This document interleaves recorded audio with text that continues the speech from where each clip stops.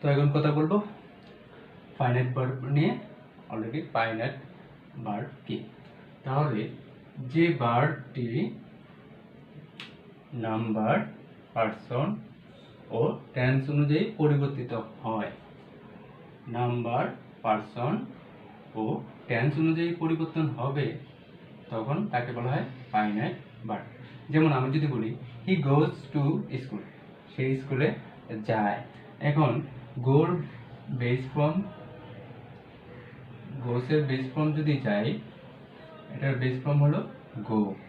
তাহলে এটার সাথে এই যে আগে বলা হয়েছিল যে এখানে পার্সন এবং টেন্স অনুযায়ী পরিবর্তন, এটা যেহেতু থার্ড পার্সন সিঙ্গুলার নাম্বার, এই জন্য ভার্বের সাথে মূলত আমরা এস বা ইএস যোগ করেছি। তাহলে নাম্বার এবং পার্সন অনুযায়ী। আবার একটু টেন্স অনুযায়ী দেখি, হি ওয়েন্ট টু, তাহলে গোর পাস্ট ফর্ম হলো ওয়েন্ট। তাহলে এটা যেহেতু সে কাজটা কিন্তু অলরেডি করে ফেলছে, বা he went to school yesterday, সে গতকাল স্কুলে গিয়েছিল।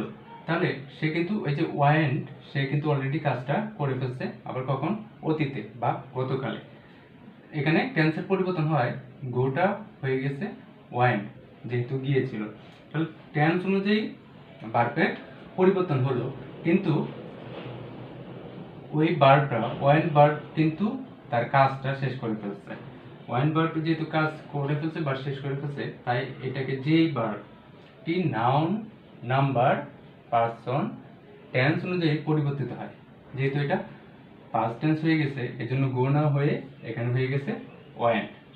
আবার উপরেরটা হলো কি, পার্সন অনুযায়ী পরিবর্তন, যেহেতু এটা third person singular number he, এই জন্য ভার্বের সাথে এস বা ইএস যোগ হয়ে বাক্যটাকে সে সম্পূর্ণ করে দিল।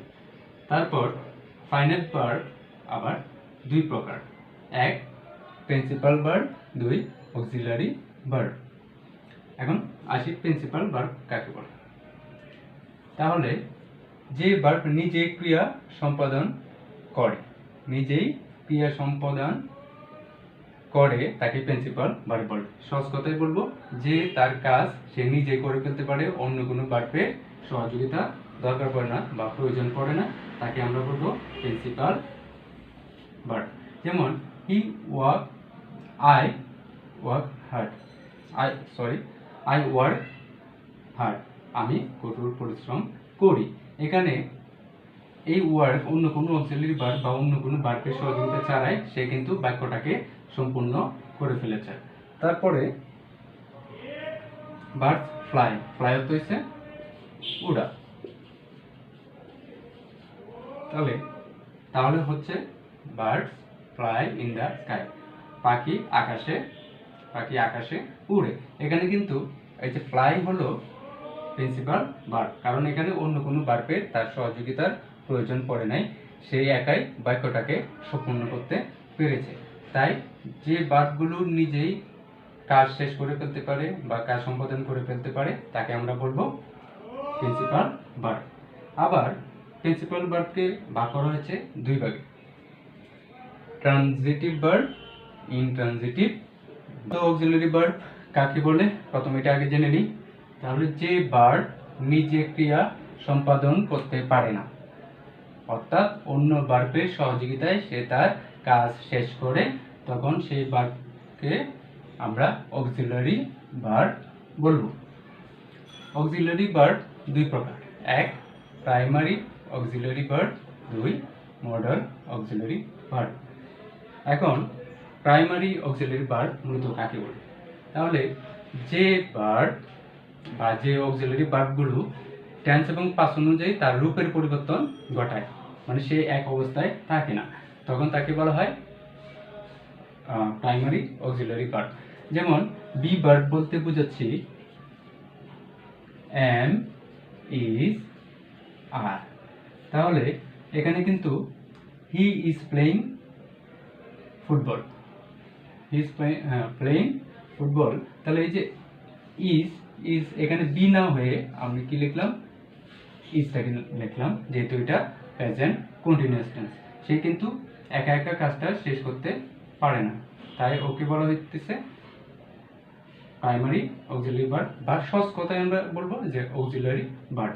আবার ডু ইউ প্লে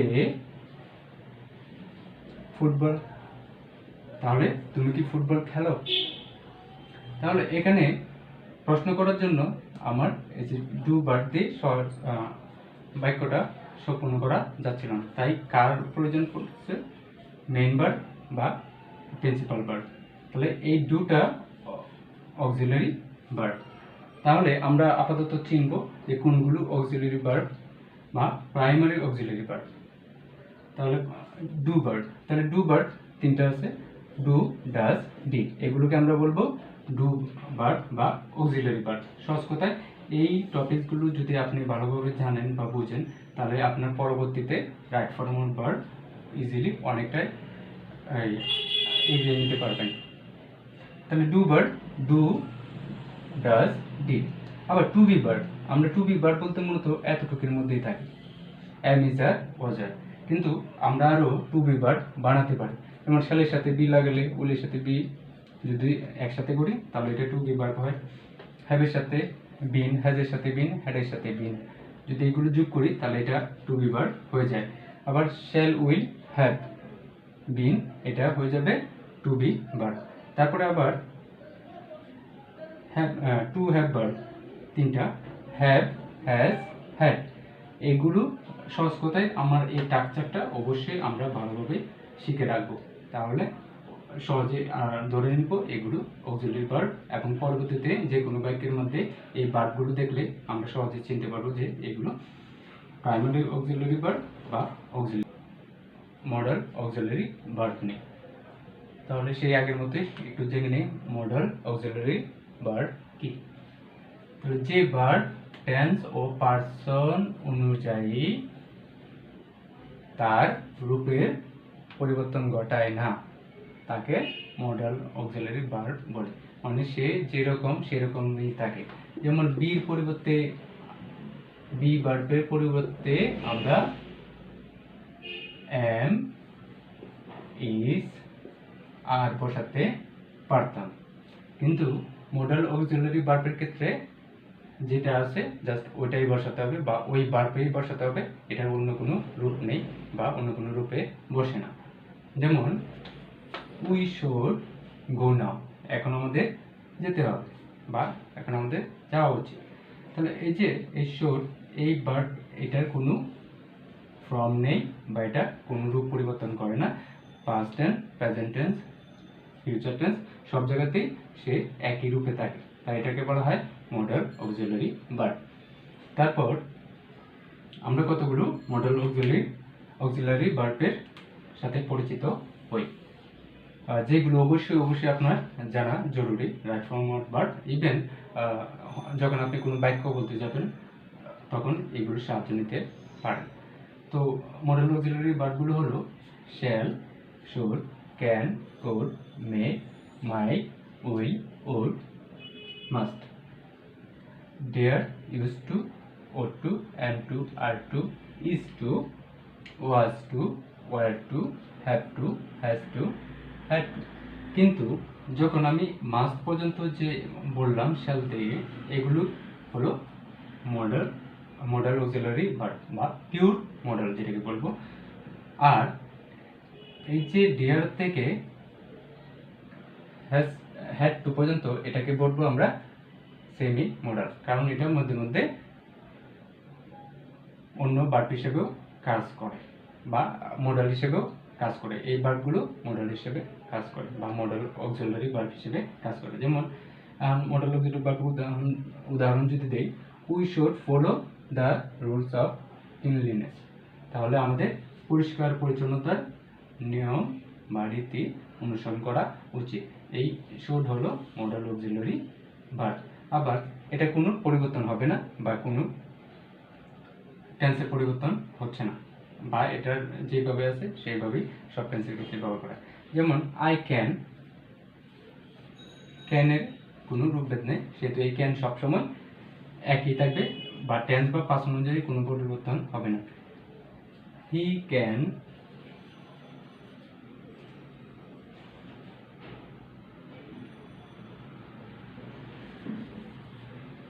গো নাও, সে এখন যেতে পারে। তাহলে এই যে হি এর পরে যখন ক্যান বসলো কোনো পরিবর্তন হয় না, কিন্তু বি ভার্ব থাকলে he is going home, I am going home. তাহলে এখানে পার্সন এবং টেন্স অনুযায়ী পরিবর্তন হয়। যেমন আবার বলতে পারতাম হি ওয়াজ প্লেইং ফুটবল। এখানে কিন্তু বি ভার্বটা অজ হয়ে গেল, এখানে বি ভার্ব ইজ হয়ে গেল, এখানে এম হয়ে গেল, কিন্তু এখানে ক্যানের কোনো পরিবর্তন হয় নাই। পার্সন এখানে আই থাকুক বা হি থাকুক। তাহলে যে ভার্বগুলো টেন্স বা পার্সন অনুযায়ী তার রূপের পরিবর্তন ঘটায় না বা ভার্বগুলোর রূপের পরিবর্তন হয় না, সেগুলোকেই বলা হয় মডাল অক্সিলারি ভার্ব। আর অবশ্যই আপনারা এই লিস্টটা বা মডাল অক্সিলারি ভার্বের যে স্ট্রাকচারটা ওটা আপনারা মুখস্থ করে নেবেন। আশা করি আপনাদের কাজে লাগবে। সেহেতু নন ফিনিট ভার্বের আলোচনা এতটুকুই ছিল, প্রিন্সিপাল ভার্ব থেকে অক্সিলারি ভার্ব। পরবর্তীতে আমরা নন ফিনিট ভার্ব নিয়ে আরেকটা ভিডিও বানাবো, আশা করি সাথে থাকবেন এবং অবশ্যই আমার চ্যানেলটা সাবস্ক্রাইব করবেন। সেটা এই পর্যন্ত, আল্লাহ হাফেজ।